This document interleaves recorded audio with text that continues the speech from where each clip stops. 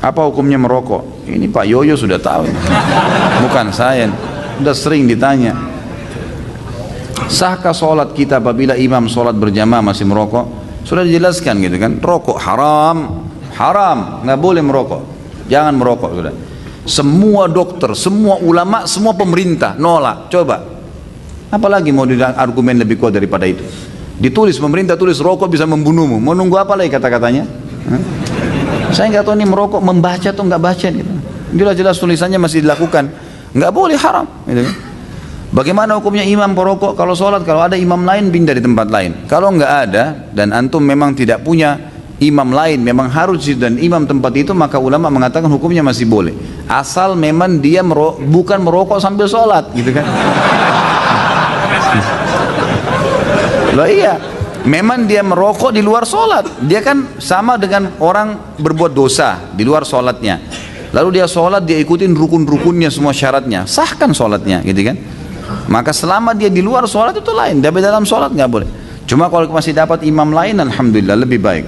Bagaimana hukum menggerakkan tangan saat duduk iftirash atau tawarruk? Ini hadisnya diperselisihkan oleh para ulama. Ada yang mengatakan hadisnya hasan bisa dipakai, ada yang mengatakan hadisnya dhaif. Syekh Albani mendhaifkan hadis ini. Tetapi saya punya cuplikan di WhatsApp yang dikirim oleh beberapa teman dari Timur Tengah. Salah satu murid Syekh Albani sekarang yang dari Mesir, beliau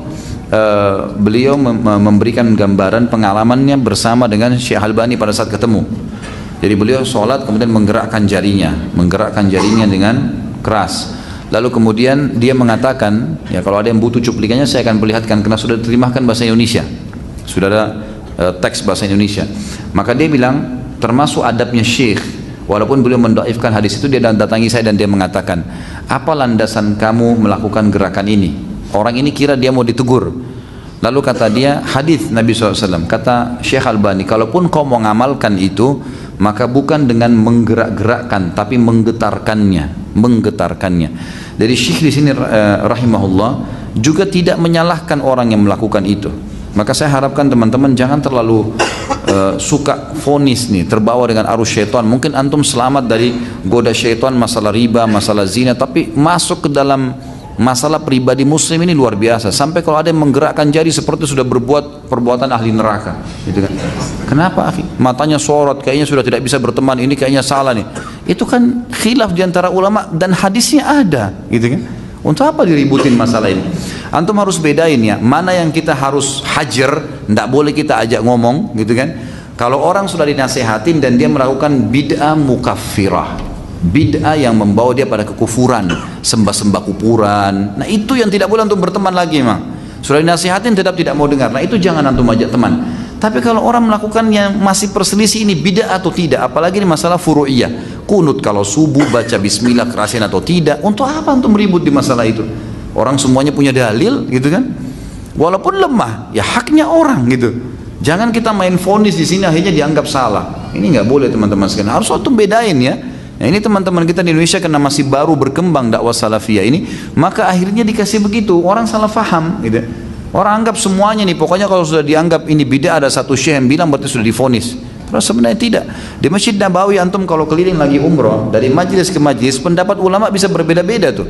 Saya berapa kali pindah dari sebuah majelis, saya tanya sebuah hukum, saya pindah majelis, saya tanya hukum, berbeda pendapatnya. Masing-masing punya dalil dalam satu Masjid Nabawi. Tapi mereka saling menghormati, dua-duanya dapat izin ngajar, gitu kan? Karena ini masih masalah furu'iyah, bukan masalah usul, masih masalah hal yang memang diperselisihkan, gitu kan? Jadi kita harus tahu teman-teman sekalian. Saya mau bertanya tentang pertemuan Ustadz sebelumnya. Mohon maaf jika tidak sesuai dengan tema hari ini. Zikir dan doa apa saja yang selalu Rasulullah SAW baca setelah selesai sholat? Ustadz pernah menjelaskan bahwasanya Rasulullah SAW membaca istighfar hanya 3 kali setelah selesai sholat. Bagaimana dengan hadis yang mengatakan Rasulullah SAW selalu beristighfar dalam sehari itu 70 kali? Jadi tidak bentrok. Khusus habis sholat istighfarnya Nabi hanya 3 kali dan lafadznya hanya astagfirullah, astagfirullah, astagfirullah, titik. Nggak ada azimnya, nggak ada wali daya, nggak ada semuanya itu. Dan kita harus menjadi pengikut Rasulullah yang benar-benar ngikutin beliau. Kata Nabi SAW, semoga Allah merahmati seorang hamba yang menukil dari saya apa yang telah didapatkan dari saya. Nabi habis sholat, astagfirullah, astagfirullah, tidak usah bilang lagi astagfirullahaladzim, astagfirullahaladzim, la ilaha illallah. Itu memang ada istighfar, tapi tidak dibaca habis sholat. Nabi sudah tentukan lafadznya, tempatnya, waktunya, jangan diubah, jangan ditambah. Subhanallah habis sholat 33, jangan baca 35. Emang sudah ditentukan jumlahnya. Jadilah pengikut Rasulullah yang sejati, emang ngikutin begitu. Kita tidak lebih penting dari Nabi. Jangan bilang Nabi istighfar satu hari 70 sampai 100 kali. Oh saya bisa 1000 kali. Biar mampu 1000 kali. Nabi cuma 100 kok. Selesai. Lakukan 100 tapi tinggal jaga kualitasnya. Dan yang paling penting kata Nabi SAW adalah amal yang paling Allah cintai adalah amal yang bukan sedikit ya. Amal yang rutin dijaga. Walaupun tidak banyak kuantitasnya. Jadi artinya bukan sedikit. Tapi dia juga ada. Tapi dijaga sama dia. Itu lebih baik. Istighfar 100 kali tapi rutin tiap hari itu lebih baik daripada 1000 kali tapi cuma sekali kan gitu.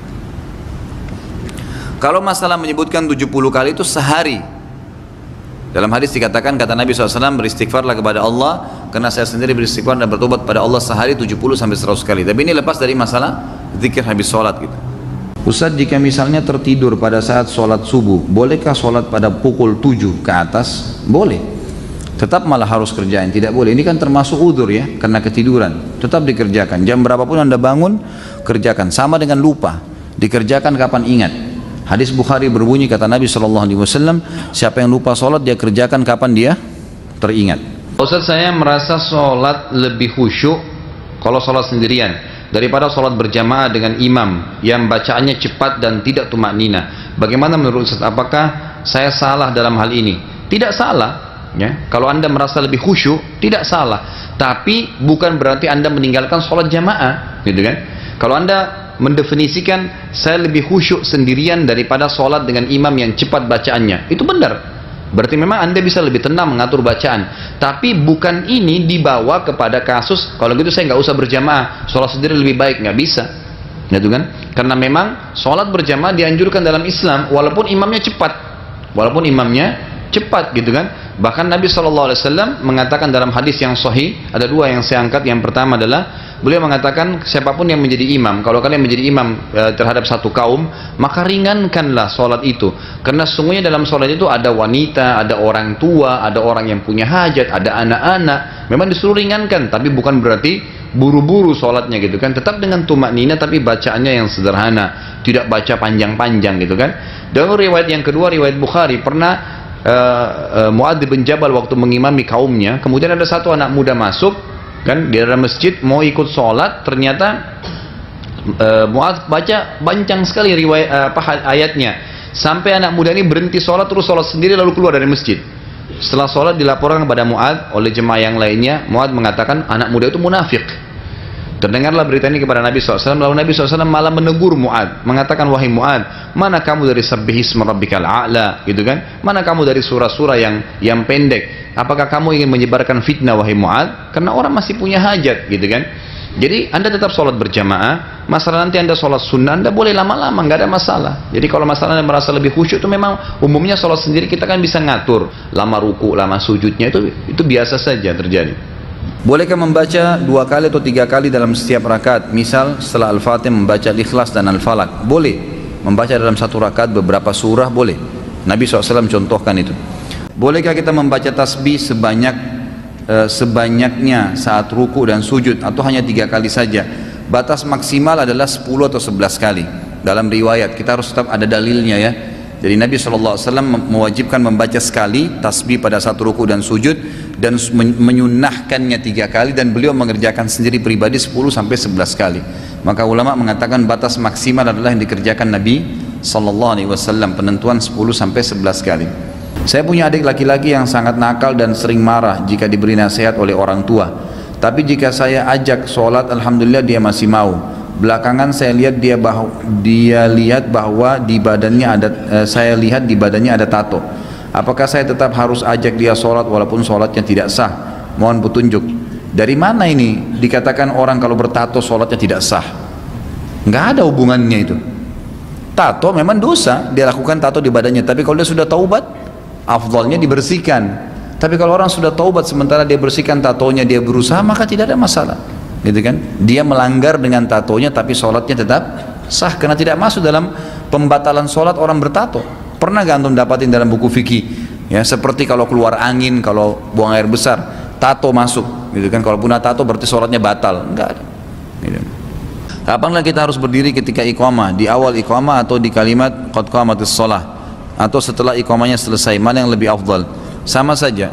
Ya, jadi kalau tidak ada keterangan maka kita insya Allah masih terbuka ya. Setahu saya tidak ada hadis yang menjelaskan nanti kalau qad qamatis shalah baru berdiri atau di awal iqamah atau di akhir iqamah. Intinya kalau sudah iqamah dianjurkan untuk siap-siap untuk sholat. Apabila kita tahu bahwa dia pencuri dan dia menjadi imam sholat, apakah kita boleh menjadi makmumnya? Kalau jelas-jelas dia pencuri, lebih baik jangan sholat di belakangnya. Karena tadi saya sudah bilang, curi dan zina itu dua dosa yang mengeluarkan iman. Kan itu. Jadi ulama mengatakan kalau khusus masalah sholat, tidak boleh sholat di belakang pencuri dan pezina.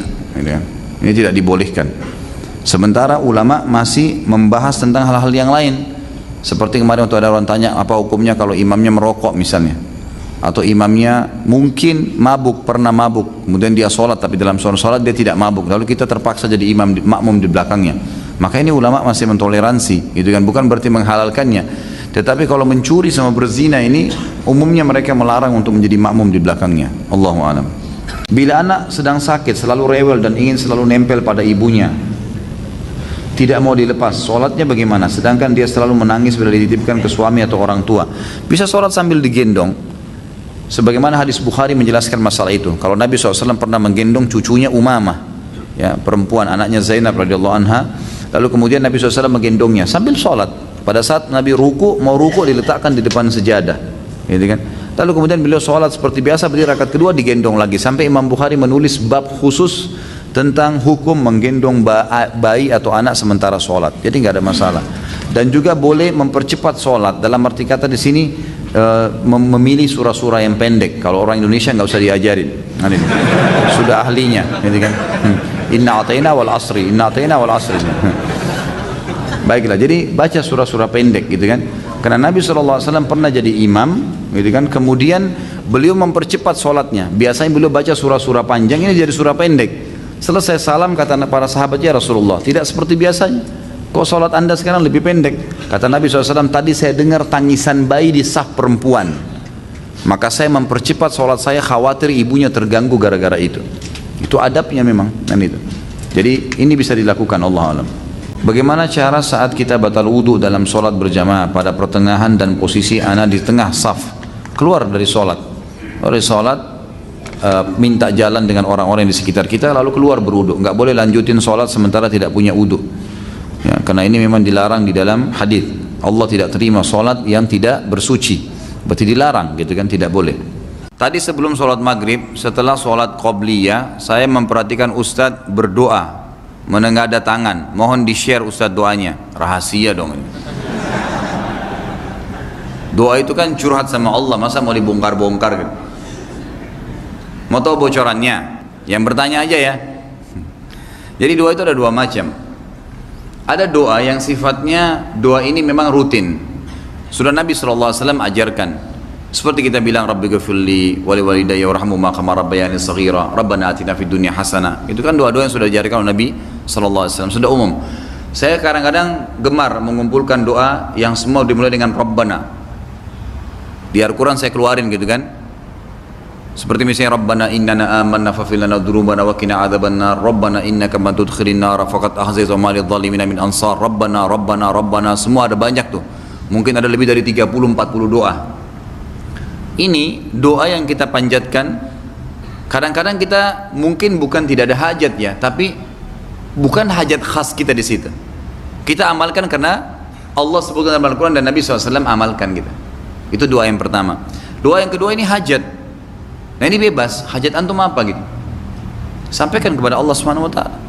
Yang penting syaratnya agar doa kita bisa diterima yang pertama harus diikuti dengan keikhlasan. Berdoa bukan karena ingin dipuji oleh orang di sebelah kita. Memang betul-betul butuh hajat dengan Allah. Ikhlas. Yang kedua, yakin Allah terima. Kata Nabi SAW, Udu'u rabbakum mukinuna bil ijabah. Berdoalah kepada Tuhan kalian dengan yakin Allah akan terima.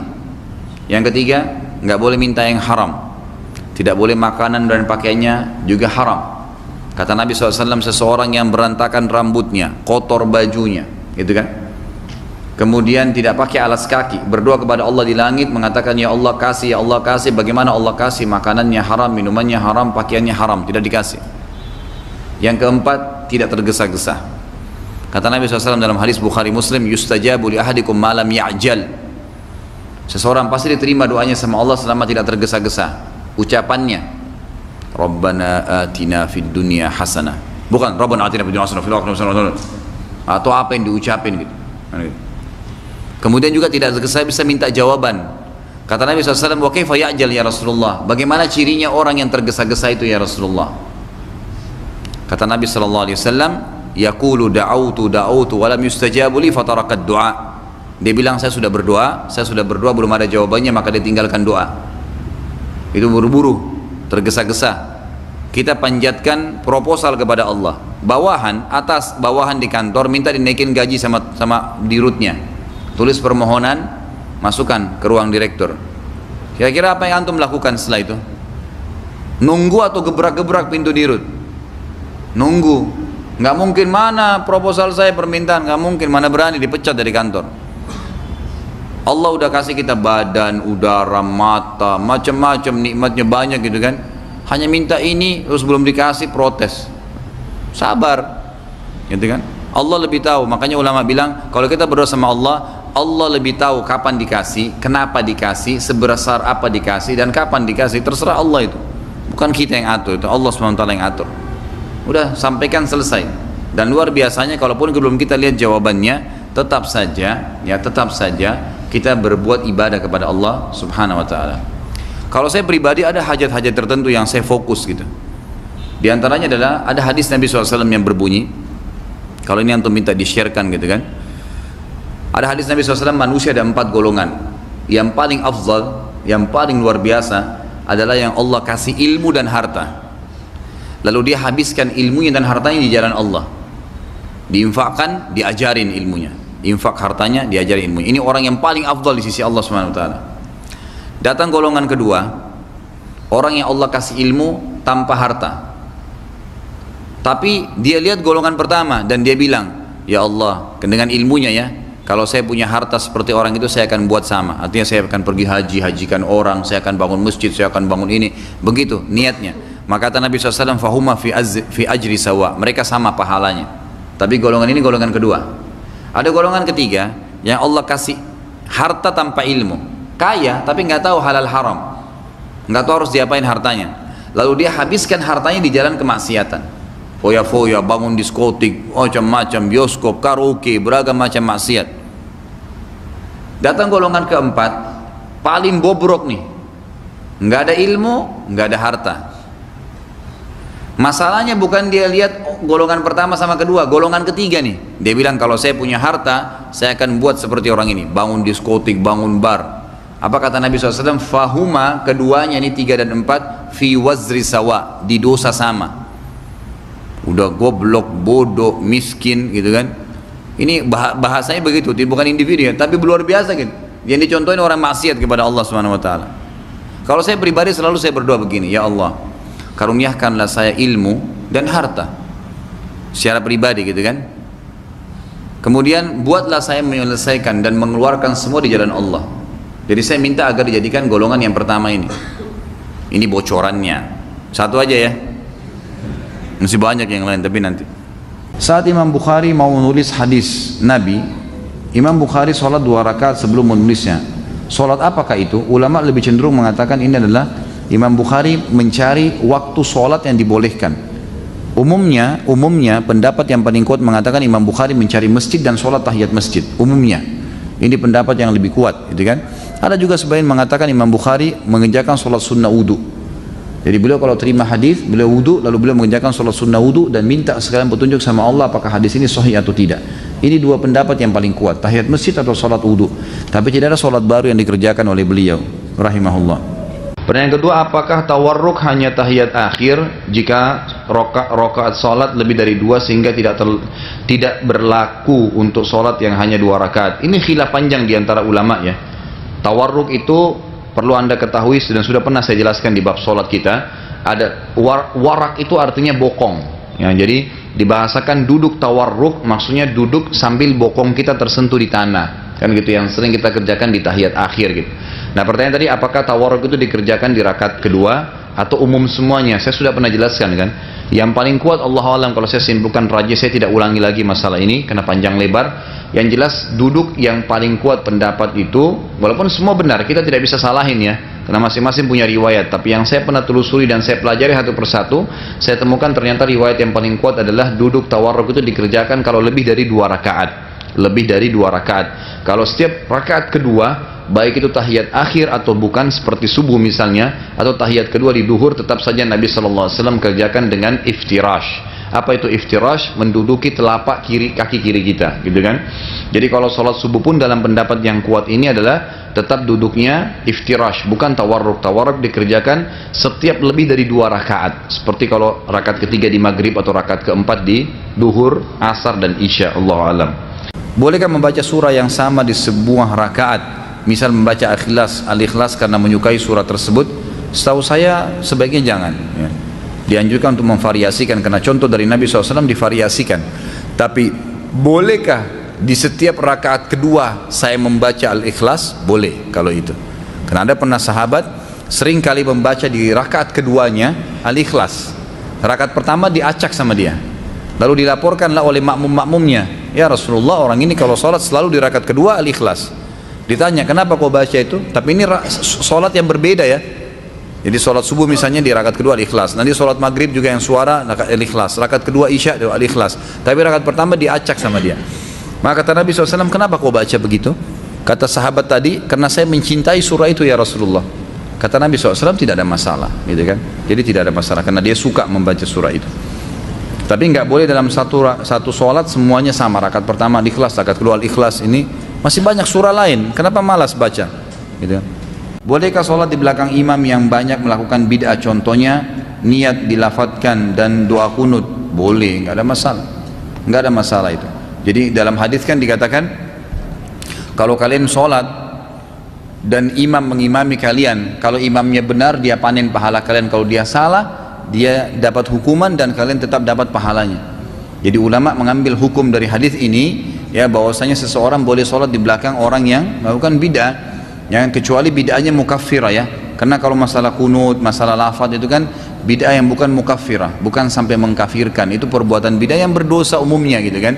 Tapi kalau mukaffirah itu kayak penyembah kuburan, ya kan, memakai jimat, dukun, berkedok kiai kemudian jadi imam. Nah ini semua nggak boleh, jelas mukaffirah ya, sudah sampai pada tingkat mengkufurkan dia.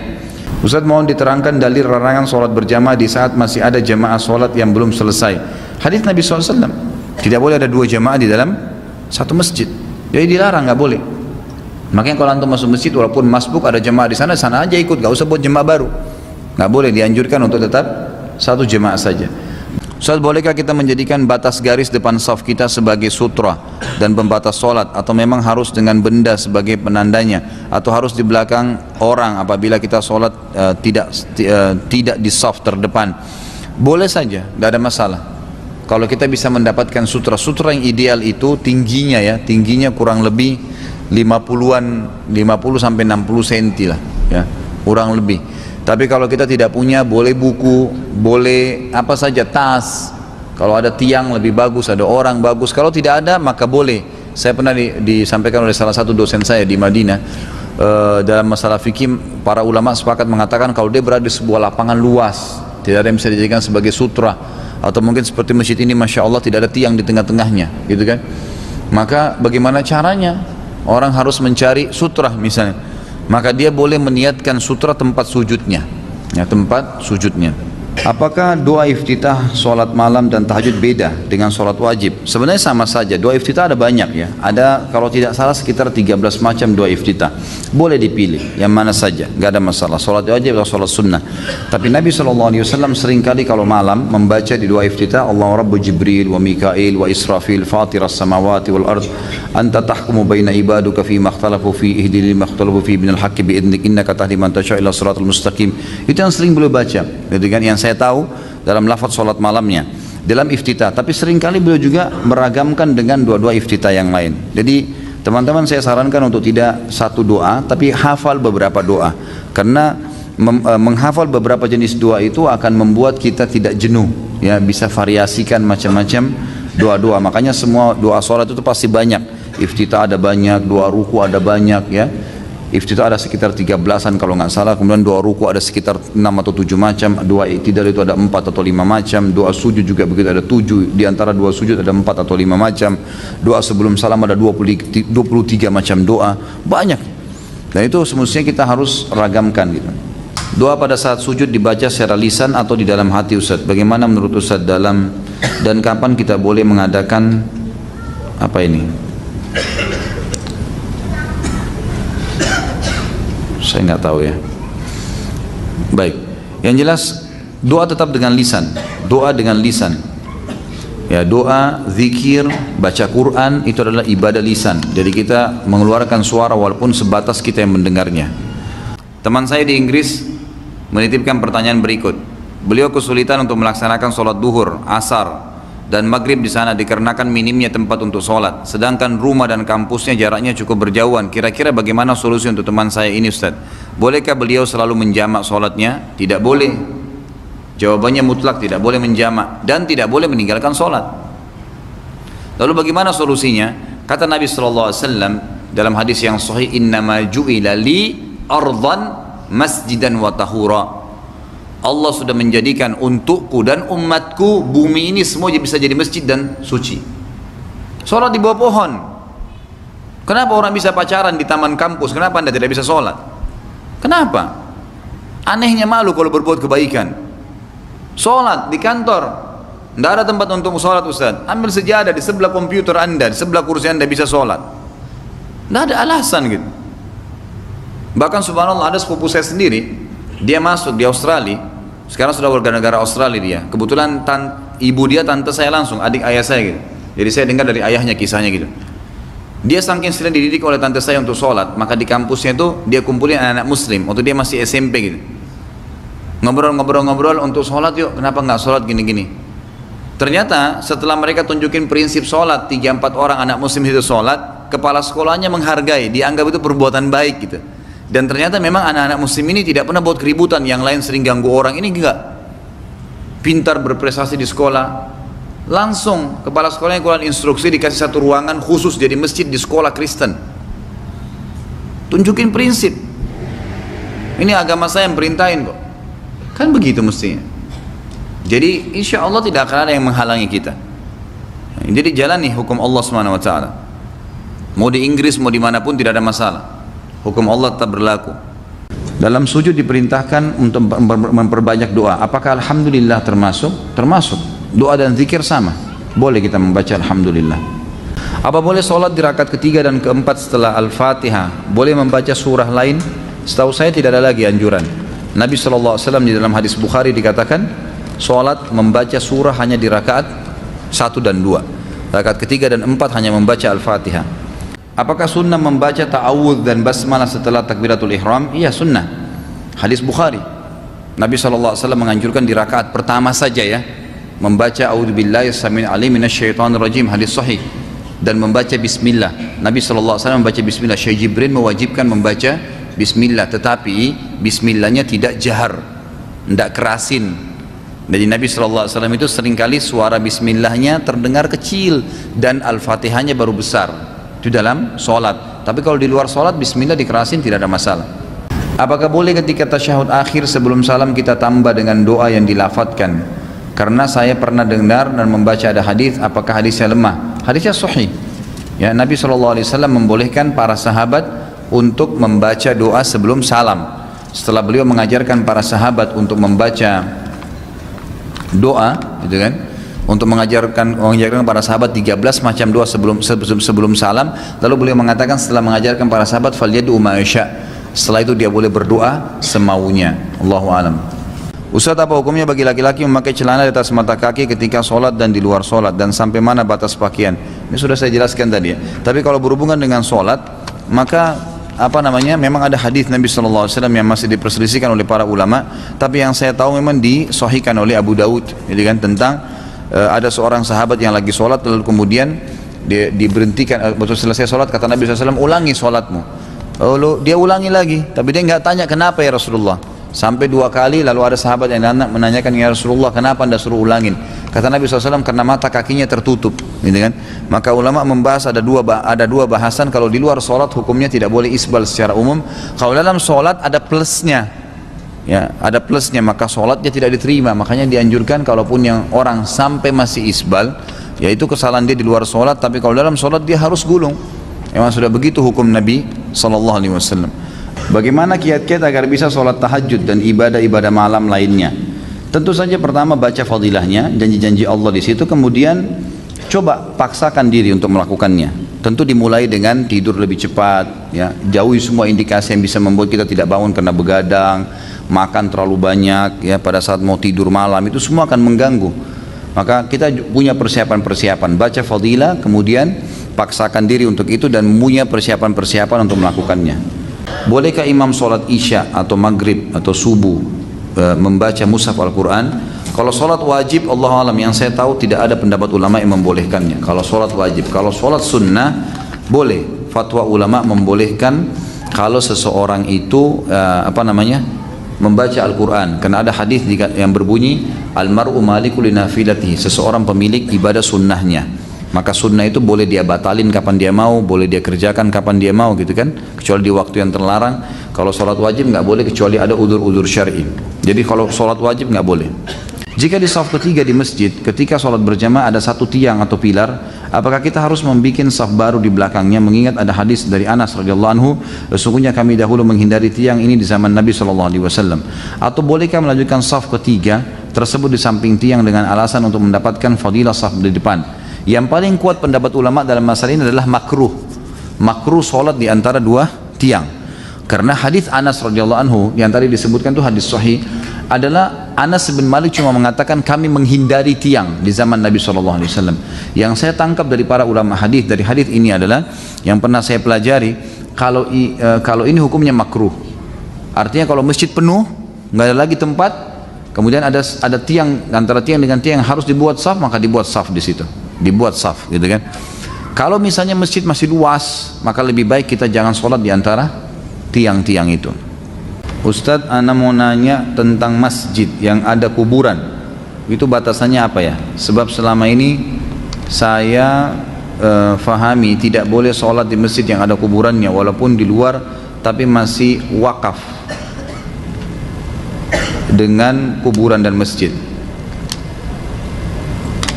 Setahu saya, Allahu alam, ulama mengatakan kalau itu di luar fisik masjid, yang dipakai sholat 5 waktu, maka masih boleh disolati, setahu saya. Karena sabda Nabi SAW, la taj'alu kuburakum masajid, jangan kalian jadikan kuburan-kuburan kalian sebagai masjid. Artinya kuburannya, fisik kuburannya. Jadi kalau ini bangunan fisik masjid, di dalamnya ada kuburan, itu tidak boleh. Atau di terasnya, dan teras itu dipakai sholat, kalau Jumat kah, kalau Id kah, berarti masih masuk masjid. Tapi kalau dia murni kuburan, di luar fisik masjid, tidak pernah dipakai sholat, tidak pernah apa, kebetulan orangnya memang wakafin juga untuk itu, Allah alam, yang saya tahu itu tidak ada masalah. Tetap lebih afdol cari masjid yang tidak ada kuburan sama sekali, itu lebih baik, gitu kan. Apakah sah wudhu dan sholat seseorang yang bertato? Sah, ada masalah. Sudah saya jelasin kan, dia bertato itu hukumnya melanggar agama, haram. Ini nanti baru tambah nih, tambah pertanyaan 3 lembar, Masya Allah.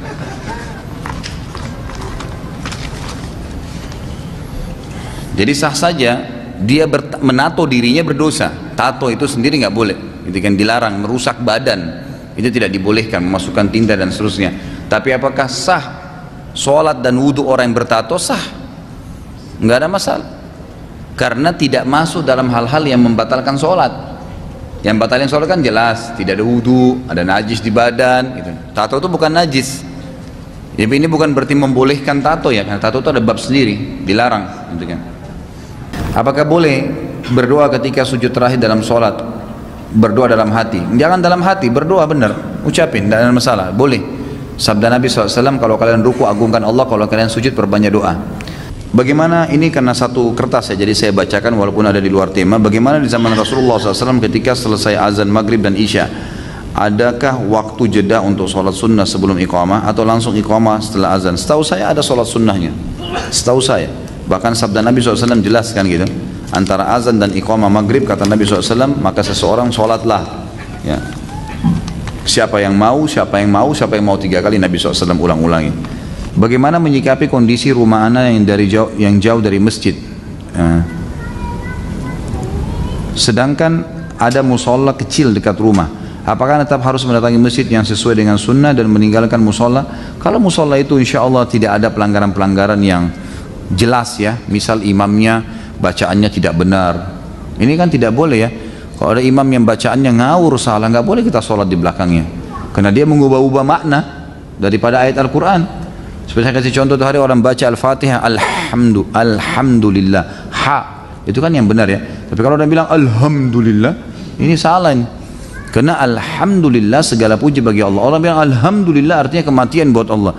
Ini maknanya berubah nih. Nggak boleh kita sholat di belakang imam yang salah bacaannya. Kalau kita tahu nih bacaannya salah, cari masjid yang lain. Kalau kita masuk masjid kita nggak tahu, baru kali itu nggak apa-apa. Karena ulama mengatakan sholat di belakang orang majhul hal, keadaannya tidak jelas, itu sah sholatnya. Masuk dalam hadis Nabi SAW, kalau imam sholat salah dalam sholatnya dan kalian benar, dia berdosa di hadapan Allah dan sholat kalian sah. Nah, terkait hadis Muadz bin Jabal mengimami sholat fardu, apakah boleh mengimami lebih dari 2 kali ketika ada orang yang datang lagi? Sudah saya jelaskan, boleh, nggak ada masalah. Hadis juga Bukhari menjelaskan Abu Bakar pernah mengimami sahabat yang ketinggalan dan akan sholat sendiri. Apakah boleh menjawab salam ketika kita membaca Al-Quran, sedang berdoa atau sedang berzikir? Boleh saja, yang penting jangan sholat. Karena kalau lagi sholat, kalau dalam ibadah ya, nggak boleh bicara kecuali bacaan sholat, gitu kan? Begitu pula tidak, itu kalau dalam ibadah. Kalau di luar ibadah, di tempat-tempat yang kita dilarang untuk menyebutkan nama Allah, seperti mohon maaf azzakumullah, semoga Allah muliakan anda semua, itu di WC ya, itu tidak dibolehkan menyebutkan nama Allah. Maka di sini tidak boleh kita menjawab salam. Itu kalau di tempat yang dilarang. Kalau dalam ibadah cuma dalam sholat saja yang kita tidak boleh menjawab salam. Di luar itu boleh saja, lagi mengaji orang salam kita berhenti sebentar jawab salamnya lalu lanjut lagi ayatnya, nggak ada masalah. Begitu pula dengan berdoa dan seterusnya. Jika belum selesai membaca Al-Fatihah, imam sudah ruku, apakah harus menyelesaikan baca atau ikut ruku? Ikut ruku. Kalau sholat berjamaah imam patokannya, bukan bacaan kita. Ini sesuai dengan pendapat jumhur ulama, sebagaimana sabda Nabi SAW, innama ju'ilal imam liyutamma bihi shalah. Imam dijadikan untuk menyempurnakan dan memimpin sholat. Jadi kan, jadi kita ikutin dia. Bagaimana cara bertobat dari dosa riya? Apakah pahala ibadah kita yang hilang karena riya bisa kita dapatkan kembali setelah bertobat dan menyesali perbuatan riya tersebut? Allahu a'lam. Kalau kita sudah riya dari awal, setahu saya itu perbuatan dosa besar. Apakah itu bisa kembali pahalanya? Allahu a'lam. Tapi ada ayat Al-Quran yang menyebutkan kalau seseorang itu bertaubat nasuha, maka Allah berfirman, a'udzubillahi minasyaitonirrajim, ulaika alladzina yubaddilullahu sayyi'atihim hasanat. Ada orang-orang memang yang Allah ganti dosa-dosa mereka menjadi pahala. Allahu a'lam ini dosa yang mana, gitu kan? Tapi ini memang ada ayat Al-Quran yang menjelaskan itu. Cuman kalau riya atau kita khususkan ibadah tertentu, sholat yang pernah saya riya atau sedekah ini bisa nggak diganti jadi pahala kembali? Allahu a'lam. Umumnya sudah hancur kan gitu, sudah habis. Maka kita tidak tahu ya, apakah memang nanti Allah Subhanahu wa taala akan menerima dari dia kembali digantikan, itu saya tidak tahu. Anehnya saya kalau setiap sholat sering merasakan gemuruh suara dari perut yang membuat ana merasa menahan kentut di antara dubur, dan itu ini sebentar ana sebentar saya ya. Baik, dan itu saya benar-benar rasakan gemuruhnya ya. Apakah boleh menahan kentut dalam sholat atau apakah saya diganggu jin khinzib? Bagaimana mengatasi godaan was-was tersebut, karena saya sudah ta'awud dan meludah 3 kali ke kiri, masih saja was-was datang untuk mundur membatalkan sholat. Ini tentu dilihat keadaannya. Kalau secara kejiwaan, secara fisik memang Anda memang merasakan mau buang air besar, maaf, mau mengeluarkan angin, mau buang air kecil, ini nggak boleh sholat. Karena kata Nabi SAW, jangan kalian sholat dengan menahan 2 keburukan. Maksudnya kencing dan angin serta buang air besar, ini nggak boleh. Biarpun sholat Jumat, kalau sholat Jumat pun yang dikhawatirkan kita ketinggalan, kalau sudah mau buang air besar nggak boleh nih, harus buang air besar dulu, dilarang. Buang air kecil juga begitu, maka dilarang oleh Nabi SAW 2 perbuatan ini harus dibatalkan. Kalau ini memang kita tahu sendiri secara fisik memang ini adalah kebutuhan saya tak ada habis makan, saya habis minum banyak, maka saya harus mengeluarkannya, maka ini batalkan, gitu kan. Tapi kalau ini was-was, yang artinya sebelum wudu tidak ada rasa apa-apa, pas sholat selalu terganggu seperti itu. Jadi hampir setiap sholat selalu begini, ini was-was syaitan, gitu kan. Dan ini harus dilawan, nggak bisa dilawan. Salah satu juga caranya adalah diruqyah. Ini hampir sama tadi dengan pertanyaan sebelumnya, jadi saya sarankan untuk ruqyah.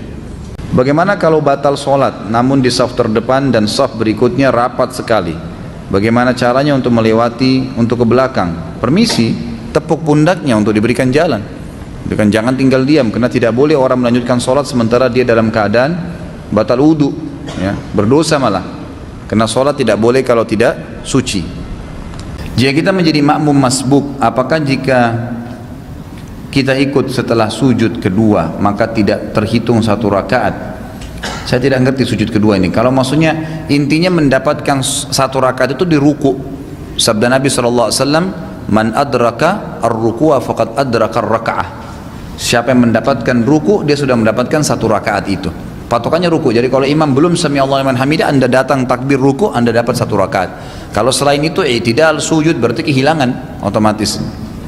Apakah benar Rasulullah SAW pernah mengerjakan sholat sunnah ba'dal asr? Apakah pemilik budak dikenakan zakat atas budak yang dimilikinya? Enggak, kalau budak tidak ada zakatnya tentunya, karena tidak pernah disebutkan dalam dalil. Kalau apakah Nabi SAW pernah mengerjakan ba'diyah asr, ini Allahu alam. Saya pribadi tidak pernah menemukan dalil secara khusus ya, tetapi ada memang hadis-hadis yang menjelaskan kalau Nabi SAW pernah berdiri selepas asar dan sholat, tetapi itu adalah sholat ba'diyah duhur, ya, yang tertinggal, yang beliau lupa. Allahu alam. Jadi dalil yang lebih kuat tentang Nabi SAW tidak pernah bahkan melarang sholat habis subuh dan habis asar. Itu yang masyhur di kalangan para ulama. Seputar sholat Idul Adha, bolehkah kita sholat tahiyat masjid? Ini sudah tadi ya. Seputar sholat Jumat, bolehkah sholat sunnah tahiyat masjid dan sholat sunnah wudhu ketika khutbah Jumat sudah dimulai, sementara posisinya baru datang ke masjid? Yang boleh hanya 2 rakaat, Anda pilih tahiyat masjid atau sholat sunnah yang lainnya yang disunnahkan. Wudhu kah, ya, sholat tahiyat masjid kah, atau sholat wudhunya, ya, ini dibolehkan, dipilih salah satunya. Yang jelas Nabi SAW dalam hadis Bukhari pernah melihat ada seorang sahabat masuk ke masjid, beliau sudah di mimbar. Orang itu mau duduk, kata Nabi SAW, sholatlah dulu dan ringankan sholatmu, diringankan 2 rakaat saja. Yang saran saya tentu diniatkan tahiyat masjid, karena umumnya pendapat ulama mengatakan yang disunnahkan adalah tahiyat masjid. Masjid di komplek anak punya kebiasaan makan bersama sesudah Jumatan, panitia inti. Uangnya berasal dari kotak amal. Apakah hal ini diperbolehkan Ustaz? Kena ragu-ragu, sebagian besar tidak mau ikut-ikutan lagi, tapi masih ada sebagian yang menjalankannya. Boleh saja, nggak ada masalah insya Allah. Karena uang yang disodokahkan oleh jamaah di masjid itu memang diperuntukkan untuk masjid. Apapun yang berhubungan dengan masjid, misal kebersihannya, kerapiannya, bayar listriknya, pengurus-pengurusnya makan di situ, itu nggak ada masalah. Menyiapkan air buat khatib, nggak ada masalah. Semua itu boleh saja insya Allah. Ustaz, saat ini saya bekerja di tempat yang menjual alkohol. Pertanyaannya, apakah ibadah saya, sholat saya, puasa, sedekah saya tidak diterima di sisi Allah SWT? Kalau sholat antum dirincikan ibadahnya. Kalau sholat sama puasa diterima sama Allah asal antum memenuhi syarat dan rukunnya, kan gitu. Sholat menghadap kiblat, tutup aurat antum, ya, kemudian masuk waktu dan segalanya, itu diterima saja. Kalau puasa juga begitu, selama kita memenuhi rukun dan syaratnya diterima. Tapi sedekah nggak diterima. Sedekah dari uang haram nggak diterima, gitu kan. Di sini kalau antum bekerja di tempat yang menjual alkohol, berarti ada sumber haramnya, ada sumber haram, maka sebaiknya antum jangan di situ, jangan ada di situ teman-teman sekalian. Saya berharap begini, mudah-mudahan di majelis ilmu yang antum hadiri seperti ini teman-teman, yang paling pertama tolong jangan menganggap saya sedang menghardik atau menyalahkan. Kalau ada secara individu, kebetulan yang saya bahas kena di antum, saya tidak kenal semua antum di sini yang hadir, gitu kan? Berarti memang itu peringatan Allah mungkin melalui lisan saya untuk antum sadar sebelum jauh. Kalau lebih jauh lagi malah antum lebih berat hukuman Allah nanti, gitu kan? Lebih baik berhenti, kan gitu. Berhenti sekarang dan insya Allah kalau kita berhenti dari sesuatu yang haram teman-teman, nanti antum akan lihat seperti ada sebuah lapangan luas nanti terbuka di depan kita, peluang-peluang yang sangat banyak. Orang, kata ulama, yang menjerumuskan dirinya pada yang haram, dia akan terkurung di situ dan dia akan sulit untuk keluar karena syaitan ingin mengelilit dia seakan-akan tidak lagi peluang lain, tidak lagi kesempatan lain dan seterusnya. Ini berbahaya.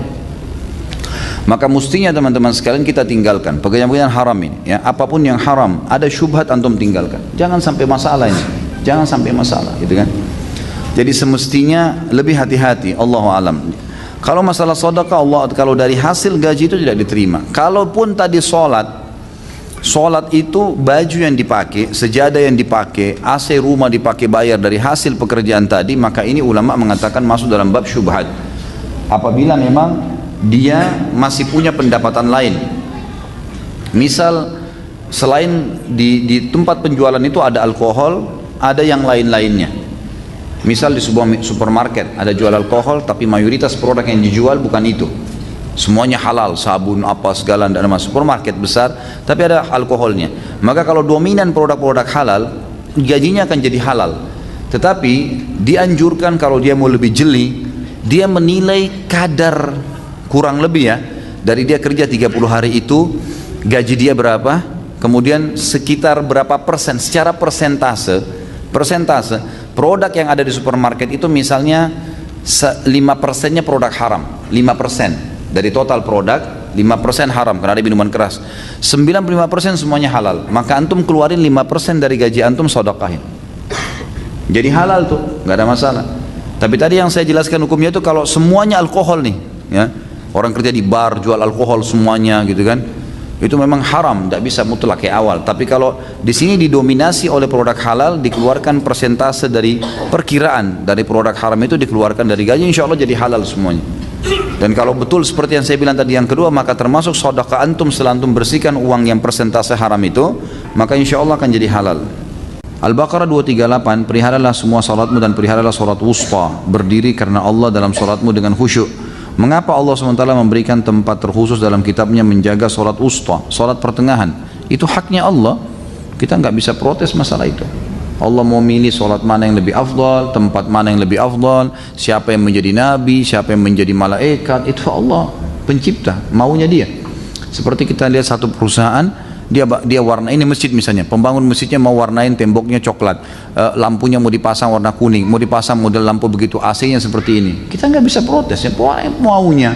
Kita bisa berikan masukan, iya. Kalau manusia, kalau Allah SWT tidak bisa, karena Allah lebih tahu tentang masalah hikmahnya, gitu kan. Dalam hadis yang lain riwayat Bukhari, kata Nabi SAW, siapa yang ketinggalan, siapa yang meninggalkan sholat asar secara sengaja, habis semua amalnya.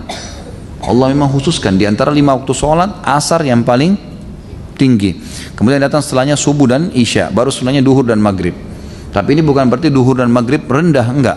Tapi saya katakan tadi ya, tidak ada kata-kata yang rendah atau sial, tapi ada yang biasa dan ada yang lebih baik, seperti itulah.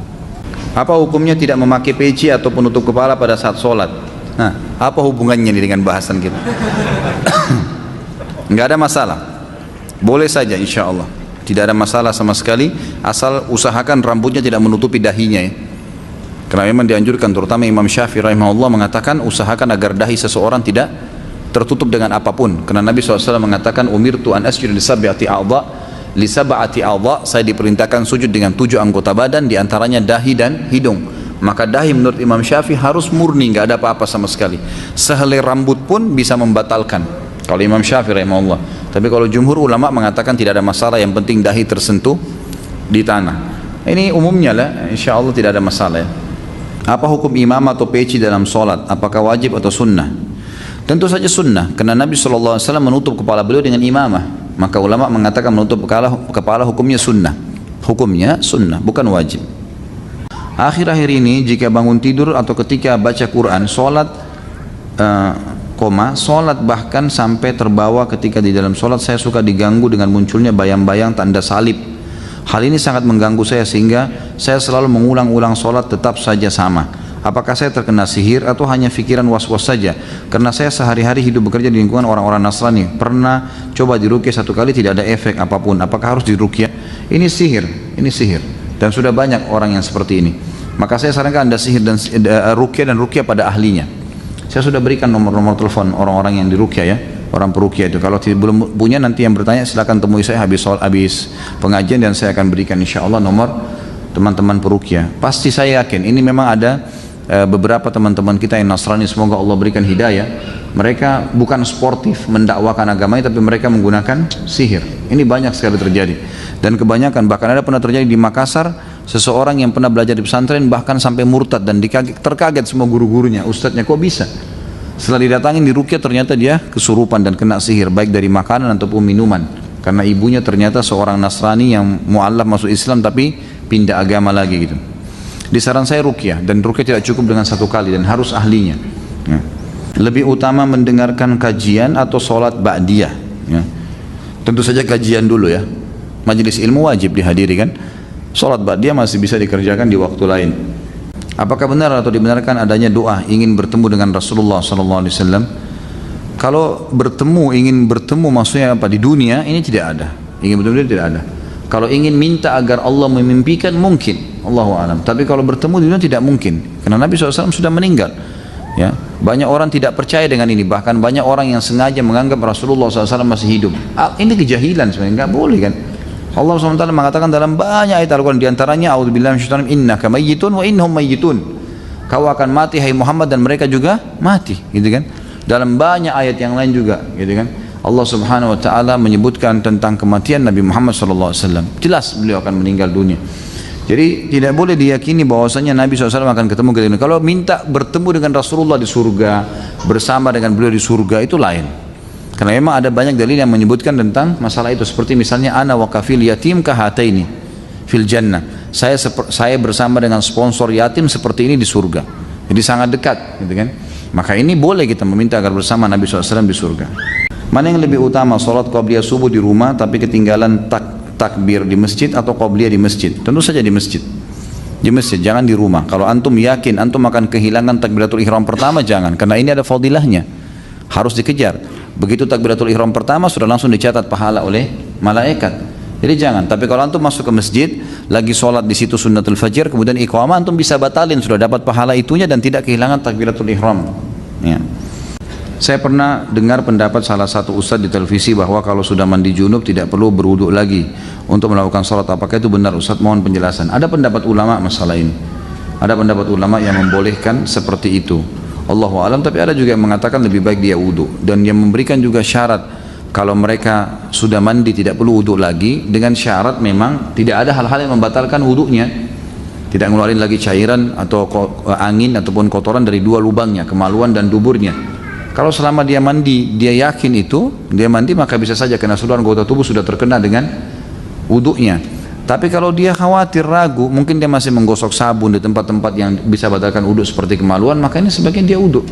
Allahu alam. Jadi pendapat kedua malah saya Allahu alam ya, saya pribadi lebih cenderung untuk tetap berwuduk. Ada sebagian kaum muslimin yang berpuasa Ramadan tapi mereka meninggalkan sholat fardu. Apakah ibadah puasa mereka diterima? Sementara banyak hadis yang mengancam orang-orang yang meninggalkan sholat dengan sengaja. Kalau dia meninggalkan sholatnya jahdan, ini sudah kita jelaskan di bab sholat, dengan cara membangkang, maka itu tidak diterima, udah batal, karena dia sudah dianggap kufur ya.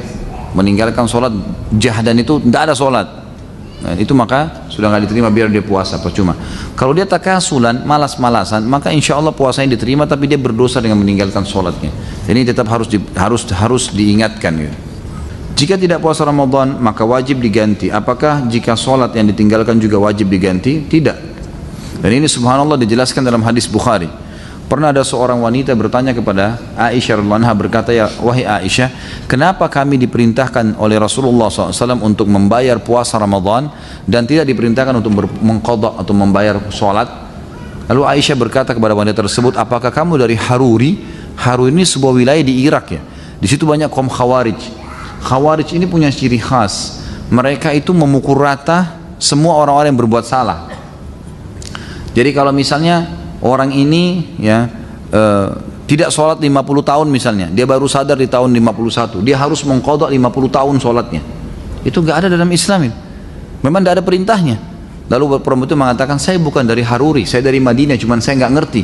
Kata Aisyah radhiyallahu anha, begitulah kami diperintahkan oleh Rasulullah SAW untuk mengqadha puasa Ramadan dan tidak mengqadha sholat kami. Udah, lewat sholat tidak lagi qadha, kecuali orang yang punya uzur, ketiduran, anda tidur sholat subuh, bangun jam 7, tetap wajib sholat. Jam 8 bangun, wajib sholat. Ada uzurnya, ketiduran, gitu kan?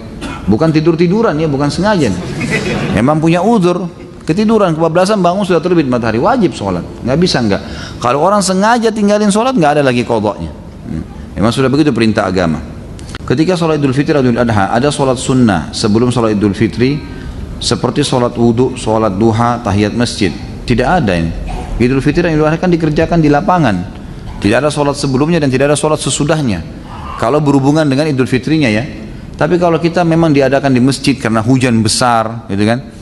Kemudian kita datang pada saat matahari sudah terbit ataupun belum, mau lebih cepat agar dapat tempat di masjid karena di luar di lapangan tidak dipakai karena hujan, sekali lagi becek misalnya, maka boleh orang sholat tahiyat masjid. Tapi tidak ada hubungannya dengan Idul Fitri dan Idul Adha karena tidak ada hubungannya dengan sholat-sholat ini. Ini sholat cuma datang ya, dikerjakan seperti 2 rakaat yang sudah diketahui, awalnya dimulai dengan 7 takbiratul takbir selain takbiratul ihram dan 5 selain takbiratul intikal di rakaat kedua. Kemudian setelah itu sholat seperti biasanya umumnya sholat sunnah, sholat 2 rakaat, dan tidak ada sholat sebelum ataupun sesudahnya. Kalau misalnya sesudah itu, sesudah orang bubar, Anda ingin sholat duha misalnya, sholat boleh. Kalau di masjid silahkan, tapi lebih afdal sholat di rumah. Apakah boleh sikat gigi dengan odol setiap mau sholat wajib selama berpuasa? Boleh saja, nggak ada masalah. Sikat gigi, mouthwash, yang penting jangan ditelan, karena yang membatalkan adalah menelan, gitu kan? Pura-pura wudhu minum air, nah itulah ya. Jadi nggak boleh. Kalau sikat gigi boleh, nggak ada masalah. Nabi SAW tetap bersiwak pada saat lagi puasa, nggak ada masalah. Nah, jika ingin sholat tahajud, apakah diwajibkan tidur terlebih dahulu? Tidak diwajibkan, lebih afdal. Lebih afdal dia tidur terlebih dahulu. Tapi kalau ada orang yang tidak tidur kemudian dia mau sholat, itu boleh saja. Tidak ada larangan masalah itu, insya Allah.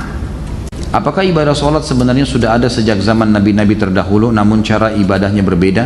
Karena saya pernah membaca jika Nabi Sulaiman AS pernah lupa sholat asar karena terlalu asyik dan senang dengan kuda-kuda kesayangannya. Tentu sudah ada ibadah sholat. Ibadah sholat itu bukan ibadah yang baru. Seperti juga kalimat la ilaha illallah, ibadah sholat, ada juga ibadah puasa, gitu kan?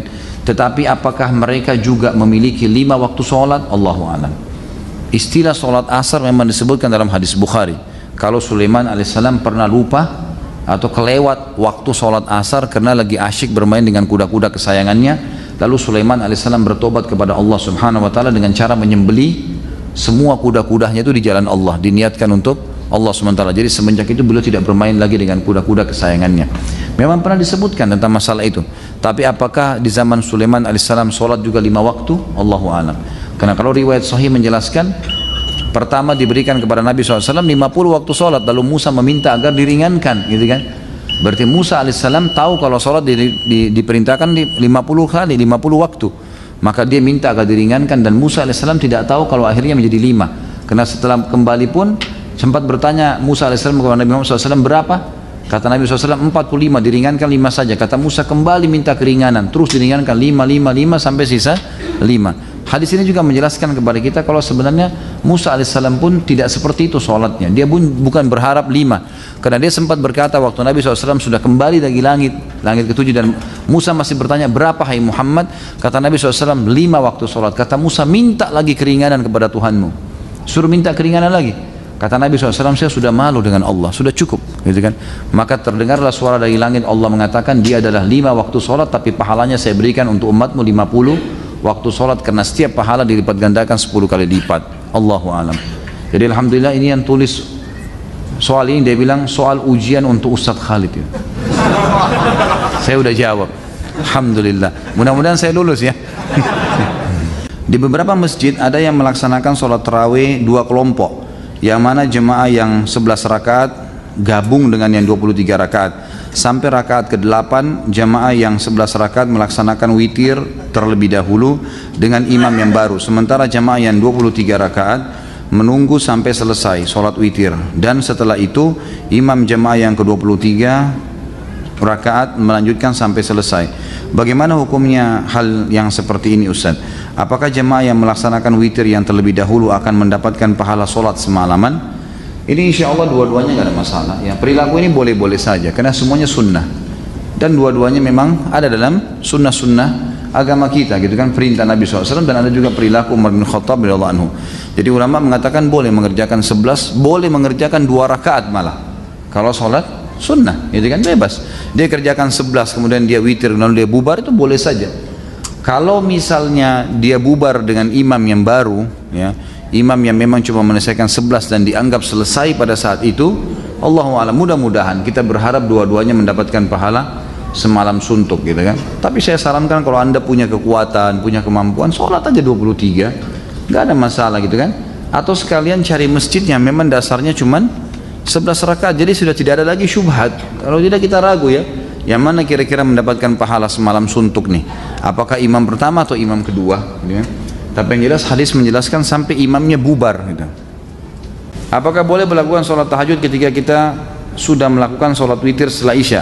Saya pernah dengar sholat witir sebagai sholat penutup, tidak ada lagi sholat setelah sholat witir. Boleh saja, yang dimaksud tidak ada lagi. Jadi jangan witir dulu sekarang, setelah witir langsung kerjakan sholat lagi. Tapi kalau ada jaraknya itu berbeda, kan gitu. Makanya para sahabat seperti Abu Hurairah anhu berkata, aku diwasiatkan oleh Rasulullah, kekasihku Rasulullah SAW, 3 hal tidak pernah aku tinggalkan selama aku hidup. Sementara Abu Hurairah ini tidak pernah tinggalkan tahajud. Beliau mengatakan di malam hari ya, beliau mengatakan saya diwasiatkan kasihku 3 hal tidak pernah saya tinggalkan selama saya hidup. 2 rakaat sholat duha, dan saya berpuasa 3 hari setiap bulan, ayyamul bid, dan saya tidak pernah tidur kecuali saya sudah witir. Jadi beliau witir sebelum tidur, tapi beliau tetap kerjakan tahajud. Pernah juga Nabi SAW dalam hadis Bukhari bertanya kepada Abu Bakar dan Umar, wahai Abu Bakar, kapan kamu witir? Sementara Abu Bakar ini tiap malam sholat tahajud. Kata Abu Bakar, selepas isya ya Rasulullah, sebelum tidur. Ditanya Umar, wahai Umar, kapan kau witir? Kata Umar, di akhir malam ya Rasulullah. Kata Nabi SAW ditunjuk Abu Bakar, orang ini mengambil agamanya dengan hati-hati. Orang ini ditunjuk Umar mengambil agamanya dengan ketegasan. Artinya dua-duanya boleh, nggak ada masalah, gitu kan. Jadi setelah witir pun habis isya boleh tahajud. Bagaimana cara membedakan bisikan yang datang dari syaitan atau kata hati kita sendiri? Kadang-kadang ketika sholat di dalam hati suka bicara sendiri.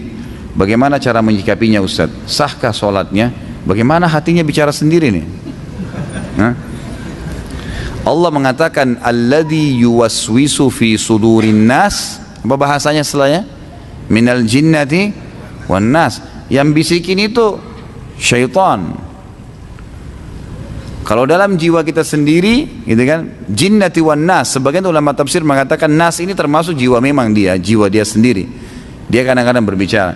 Ya cara masalah membedakan atau tidak membedakan itu umumnya ulama bilang kalau bisikan-bisikan dalam hati cenderung kepada keburukan, misal malas beribadah, mau berbuat maksiat, cenderung pada keburukan, menunda-nunda ibadah, bisa dari syaitan, bisa dari jiwa dia yang ammaratun bisu. Karena jiwa manusia ada yang cenderung kepada keburukan, ada itu. Itu harus dilawan, ditepis. Tapi umumnya ulama mengatakan syaitan menunggangi itu jiwa yang ammaratun bisu dan dia bergabung di situ. Qarin di sebelah kita, syaitan yang di sebelah kita itu selalu menunggangi sisi jiwa kita yang ada kecenderungan pada keburukan, gitu kan. Potensi itu ada. Makanya ditepis.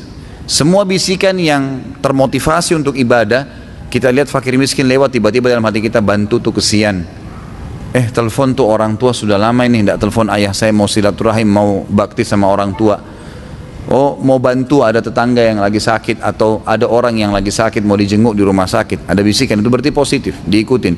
Itu juga dari malaikat atau dari jiwa dia yang memang cenderung dengan kebaikan. Seringnya seseorang itu mengasah jiwanya dalam kebaikan akan membuat jiwanya lebih pekah, gitu kan, dalam kebaikan itu. Dan seringnya seseorang melatih dirinya, jiwanya dalam keburukan akan membuat lebih pekah dalam keburukan itu. Bahkan kata ulama, bisa jiwa lebih hebat keburukannya daripada syaitan, dan bisa juga jiwa lebih hebat daripada bisikannya malaikat dalam kebaikan. Tergantung bagaimana dia membiasakan dirinya, gitu. Tapi umumnya syaitan menunggangi keburukan, kecenderungan burukan tersebut, dan malaikat juga menunggangi potensi baik dalam jiwa manusia.